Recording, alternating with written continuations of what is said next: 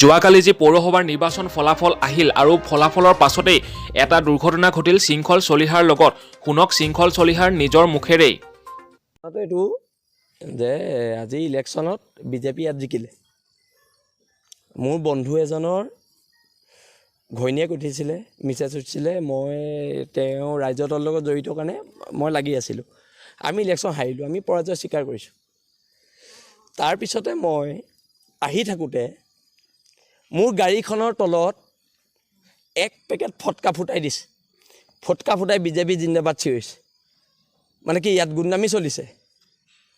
আৰু এই সম্প্ৰদায় মানুহটো, যি সম্প্ৰদায়ে মোৰ গাড়ীৰ তলত ফটকা ফুটাইছে, মই খুব খঙাল মানুহ, মোৰ আজি খং উঠিছে। বেংগলী সম্প্ৰদায়ৰ মানুহ। মোৰ ঘৰৰ কিনাৰত আজি 20-30 বছৰ মই জন্ম হোৱাৰ পৰা আছে, 3 ঘৰ মানুহ আছে। 3 ঘৰ মানুহ আছে মোৰ ঘৰৰ তলত, মোৰ গাড়ীৰ তলত, ক্ষমা কৰিব, মোৰ ঘৰৰ কিনাৰত মোৰ গাড়ীৰ তলত